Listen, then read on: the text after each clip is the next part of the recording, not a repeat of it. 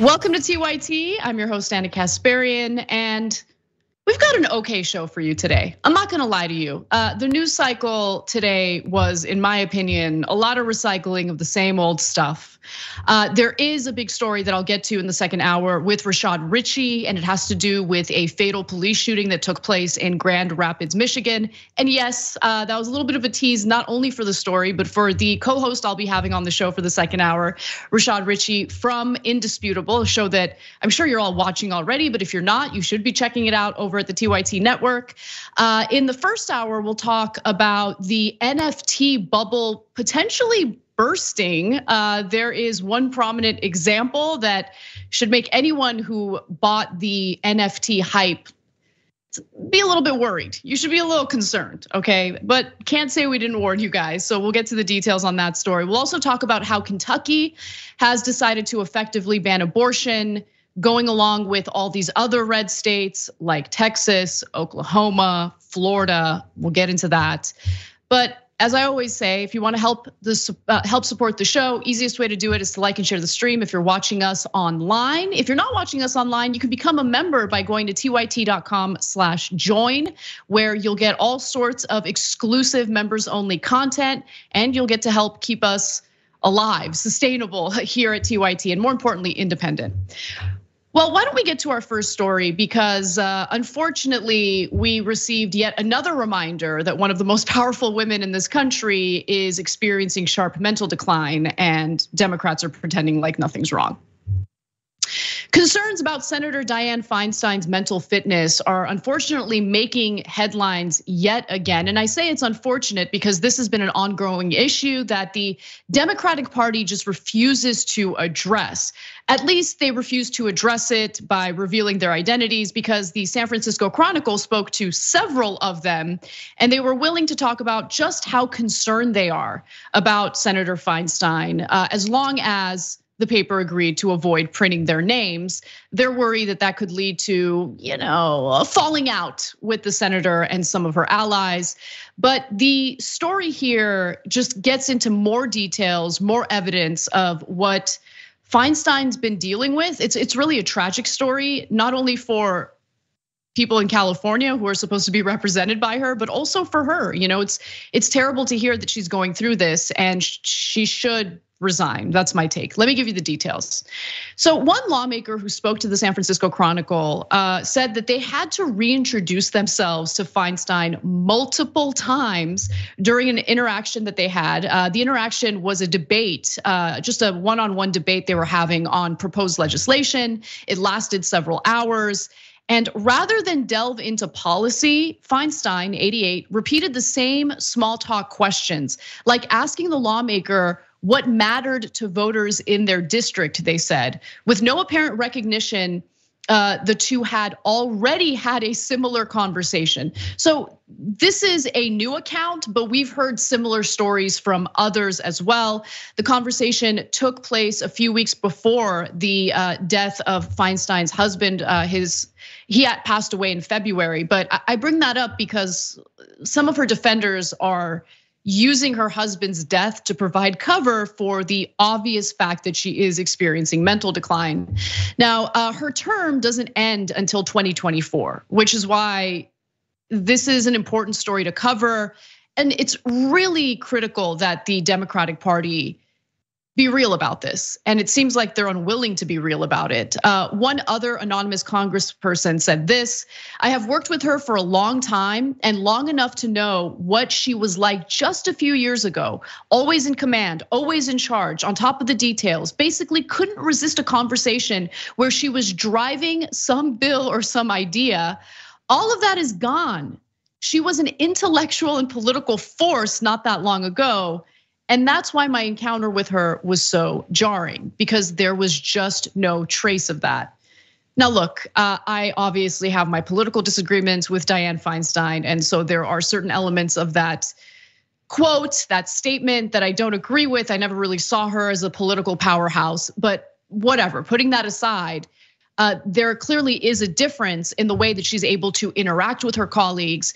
And this piece really goes into great detail about the extra work, extra help that she needs from her staffers in order to be part of Senate hearings, in order to make decisions about legislation. Obviously, staffers help to brief lawmakers on legislation, but what the paper went to great lengths to explain is that no, these staffers go and have to go much further. So 4 US senators, including 3 Democrats, as well as 3 former Feinstein staffers and the California Democratic member of Congress, told the Chronicle in recent interviews that her memory is rapidly deteriorating. She's 88, let me just remind you all of that. They said it appears that she can no longer fulfill her job duties without her staff doing much of the work required to represent the nearly 40 million people of California. So there's only 100 senators. And Dianne Feinstein happens to be one of them, and she represents a densely populated state. This is not a small job, this is not a joke. The people of California deserve appropriate representation, and if someone is not mentally fit to carry out these duties, then it doesn't really make sense for her to stay in this role. I think that it's cruel to the voters, but I also think it's incredibly cruel to her, which is why I argue that it's important for Democrats to be real about this, to obviously sit down and be incredibly kind when sending this message, but she needs to understand that she can't just remain in the Senate till 2024. There's more. 2 senators who have served with Feinstein for years said that they believe she does not always fully recognize them. They said they get the sense that Feinstein recognizes or realizes she knows them, but isn't able to quickly recall their names or even home state. One Senate staffer said they've seen their boss on a few occasions greet Feinstein in hallways with a preemptive self-introduction. So they know that she's gonna be a little confused about who they are, so they just preemptively introduce themselves, knowing full well that they've interacted with her, they've worked with her, she should know them, but because of the condition she's dealing with, because of the mental decline, she can't remember them. One is quoted as saying, "It's bad and it's getting worse." This is from a Democratic senator. This person said that within the Senate, she has difficulty keeping up with conversations and discussions. And there was one recent case outlined where she engaged in like this fierce debate about this antitrust legislation that was proposed by Senator Amy Klobuchar. And so they have this debate, okay, there's footage of it, they're going back and forth. Klobuchar wants to ensure that some of these online platforms, whether it's Google, Amazon, some of the platforms that also provide a space for vendors, aren't going out of their way to basically provide favoritism for the products that they themselves are selling. And I think that's good legislation. Feinstein, for some reason, seemed to be a little against it and was going back and forth with Klobuchar. Later, reporters caught up with Feinstein to ask her to elaborate on her views, her beliefs in regard to that legislation, and she had no idea what they were talking about. So it kind of gives you a sense of how much this has had an impact on her ability to do her job. And it's starting to have an impact on how she's performing in the polls as well. A March survey from the nonpartisan Public Policy Institute of California found that 36% of likely voters approved of the way she was doing her job. That's down from 44% a year ago. So she has responded to the reporting, the accusations that she's experiencing, memory loss, mental decline, and she does seem to be a little in denial about it. She told the San Francisco Chronicle the following: "The last year has been extremely painful and distracting for me, flying back and forth to visit my dying husband who passed just a few weeks ago. But there's no question I'm still serving and delivering for the people of California, and I'll put my record up against anyone." But there are other examples of her really struggling, including her inability to do what Democrats love to do most, fundraise. I'll get to the details on that in just a second, but something that I've had a huge problem with is how certain things get weaponized in order to provide cover, whether it's to provide cover for bad behavior, provide cover for someone who's ineffective in their jobs. And Pelosi chimed in on this and said that it's unconscionable that just weeks after losing her beloved husband of more than 4 decades, and after decades of outstanding leadership to our city and state, she's being subjected to these ridiculous attacks that that are beneath the dignity in which she has led and the esteem in which she is held. I actually think that it's incredibly cruel to provide cover and to have her end her career the way that it's likely to end. I mean, if I actually cared about her, as Nancy Pelosi claims to, as these Democratic colleagues claim to, I would do her a solid and have a frank conversation with her, because it's not fair to her to end her political career like this. And to cite the death of her husband, listen, I don't want to come off as callous at all. I can't even imagine how difficult it is for her to go through that, to lose your nearly lifetime partner. They were together for like 4 decades. I can't imagine how hard that is. But we also have to be honest about the fact that these stories were breaking well before her husband passed away. And it seems like her condition has deteriorated further. And again, it's not fair to the people she's supposed to be representing. It's not fair to her. And when we're talking about something as incredibly important as the US Senate, where right now Democrats have the slimmest imaginable margin, right? You have a 50-50 split with Vice President Kamala Harris serving as a tie-breaking vote if they try to pass something through reconciliation. Why would Democrats just settle for someone who clearly is not fit to serve? And honestly, this article on its own is a huge problem, because it shows you that they don't even have the courage to speak out publicly without hiding their own identities. They're so terrified of retaliation. They're so terrified that they'll be like blacklisted by their Democratic colleagues if they tell the truth. And to me, what that represents is more of the same. More Democratic lawmakers putting all sorts of other unnecessary, nonsensical things in, having those things take priority over the best interests of the people they're supposed to be serving. So other examples of her really struggling to do her job include the fact that staff turnover has been incredibly high since 2017. That's when you started seeing signs of her condition, and the staffers have to do a lot to prep her. She's always with a staffer. She's not ever willing to do interviews with the media. The only time you'll get a statement from Feinstein is if she's walking the halls of Congress and a reporter manages to run into her and ask her some questions about legislation. But she's never alone. She's always with a staffer. She won't do interviews. She hasn't done a town hall since 2017. That's a problem. And listen, I don't care too much about fundraising, but I know the Democratic Party does. And I find it fascinating that when it comes to the issue they seem to care about the most, they're willing to give Dianne Feinstein a pass. So Patrick Leahy, who is around the same age as her, raised about $1 million last year. Feinstein said that she raised $5,566. She's not able to do it. She's not able to do the town hall. She's not able to sit down with the press for an interview. She's not able to represent the people who put her in a position of power.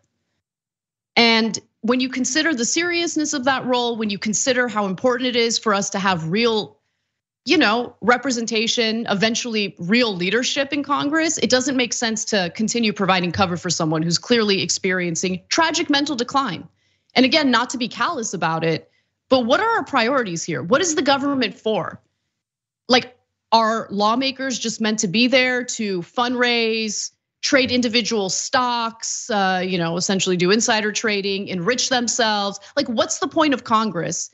And how is the Democratic Party gonna explain their incessant excuses for poor leadership, bad representation, and an unwillingness to change any of it?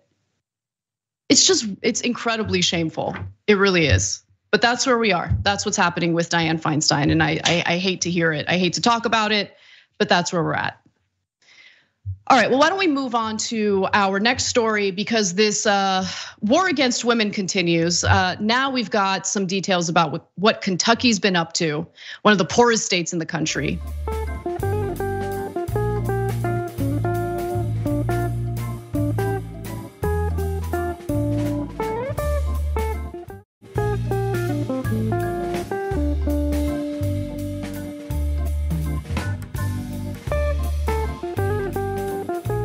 Republican lawmakers have now effectively banned abortion in the state of Kentucky. Now, they did this by overriding the Democratic governor's veto of the legislation. So they initially passed the legislation, and at that point, Governor Andy Beshear is like, nope, I am not in favor of this. So he vetoes it. And at that point, they get back together, the state legislature, and they vote in favor of passing the legislation to such an extent that it overrides his veto, right? You need a certain number of votes to make that happen. Now, let me give you the details on what the legislation entails. The new law, which by the way is now effective, it was effective immediately as soon as they overrode the veto. One of the most restrictive in the nation, imposes limits on medication abortion, requires the cremation or burial of fetal remains, and bans abortion after 15 weeks of pregnancy. An exception is allowed if the woman's life is in danger. Wow, they're so kind. But there is no exception for rape or incest. So if you are a woman who has been raped in a state like Kentucky, you will not be able to access an abortion in that state. You will be forced to give birth, to bring that fetus to term. Among the most difficult restrictions to comply with this law is the new rule on fetal remains. The law requires abortion clinics to work with funeral homes to bury or cremate the remains of each aborted pregnancy. To comply with that law, the clinic will probably be forced to hire more people who can help facilitate an elaborate and medically unnecessary burial process for each abortion performed.